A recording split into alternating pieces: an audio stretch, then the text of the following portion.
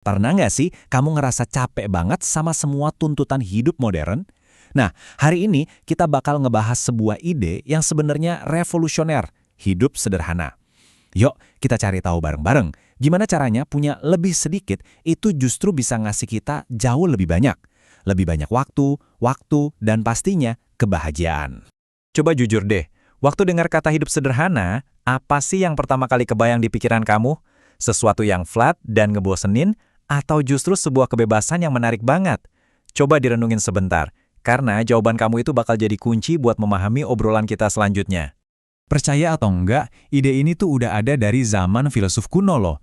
Mereka percaya kalau kebahagiaan sejati itu bukan datang dari numpuk-numpuk barang kayak sekarang, tapi justru dari kesederhanaan. Dengan punya lebih sedikit, kita sebenarnya dapat lebih banyak. Lebih banyak ruang, energi, dan yang paling berharga, waktu. Nah, sekarang yuk kita lihat gimana ide kuno ini diuji langsung di dunia modern lewat sebuah kisah nyata yang luar biasa. Ini adalah perjalanan seorang psikolog yang menemukan kekuatan dari ruang kosong. Kenalin, ini Amy Morin. Sebagai seorang psikolog, dia ngerasa nggak cukup kalau cuma baca-baca teori aja. Jadi, dia mutusin buat terjun langsung ke sebuah eksperimen yang cukup radikal, menyederhanakan hidupnya habis-habisan untuk menemukan jawabannya. Dan ini bukan cuma seminggu atau sebulan. Bayangin, selama 2 tahun penuh, dia berkomitmen sama gaya hidup yang beda banget. Sebuah dedikasi yang luar biasa, cuma buat cari tahu apa sih arti kebahagiaan yang sesungguhnya. Eksperimennya, dia tinggal di atas perahu layar. Iya, beneran perahu layar. Ruang yang super terbatas ini maksa dia buat mikirin ulang segalanya.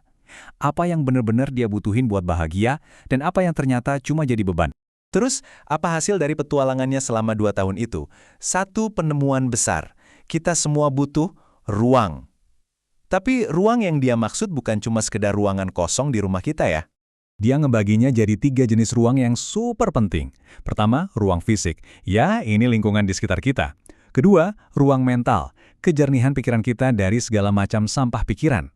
Dan yang terakhir, ruang kalender. Kebebasan buat ngendalin waktu kita sendiri. Nah, disinilah keajaibannya. Makin sedikit barang yang dia punya, makin sedikit juga waktu dan energi yang habis buat ngurusin itu semua. Hasilnya, dia dapat kebebasan buat fokus ke hal-hal yang emang beneran penting, hubungan, nilai-nilai hidup, dan petualangan baru.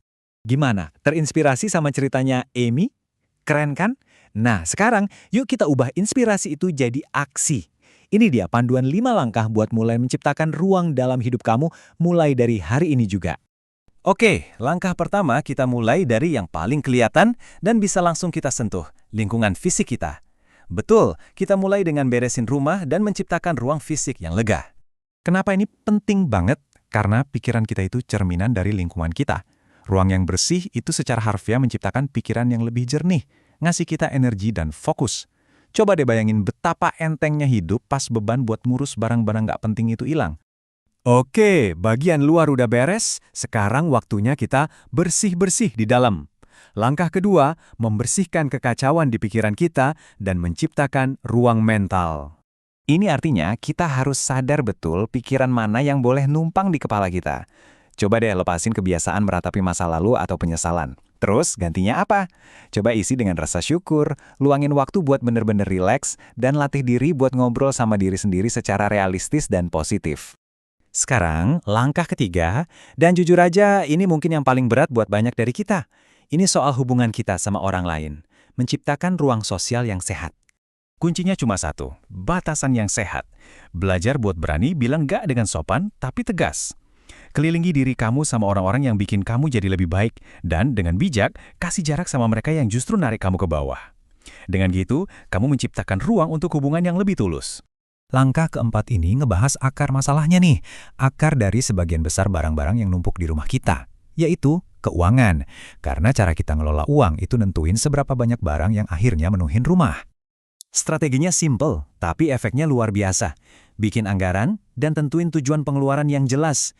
Ini bukan soal pelit ya, tapi soal belanja dengan sadar. Jadi kamu nggak lagi kejebak sama pembelian impulsif yang ujung-ujungnya cuma nambah tumpukan barang nggak kepake. Dan akhirnya, langkah kelima. Ini mungkin yang paling berharga dari semuanya. Ini tentang ngerebut kembali aset kita yang nggak akan bisa diisi ulang, waktu. Ini soal menciptakan ruang di kalender kamu. Coba deh dengerin kutipan tajam dari filsuf Nietzsche ini. Siapapun yang tidak punya 2/3 harinya untuk dirinya sendiri adalah seorang budak. Dalam banget kan? Ini kayak panggilan buat kita supaya berani melindungi waktu kita dan menggunakannya untuk hal-hal yang benar-benar bikin kita hidup. Jadi, setelah kita beresin rumah, pikiran, dan jadwal, emangnya hadiah utamanya apa sih? Jawabannya itu lebih dari sekedar kerapian loh. Ini tentang sesuatu yang jauh lebih dalam. Kayak kata filsuf Alain de Botton, di tengah dunia yang sibuk ngejar kemewahan, pencapaian terbesar itu mungkin sesuatu yang lebih sederhana, menjadi waras dan berbudi luhur. Nah, inilah hadiah utama dari kesederhanaan, kedamaian batin. Jadi ini dia pesan utamanya. Kesederhanaan itu bukan soal kekurangan. Ini soal menemukan kebahagiaan sejati dengan cara membebaskan diri dari semua kekacauan yang nggak perlu. Nah, sekarang pertanyaannya aku balikin ke kamu. Setelah semua ini, apakah ide hidup sederhana jadi terasa lebih menarik? Dari 5 langkah tadi, mana yang paling pengen kamu coba? Nggak perlu langsung semuanya kok. Ingat, perjalanan menuju hidup yang lebih sederhana dan bahagia itu dimulai dari 1 langkah kecil.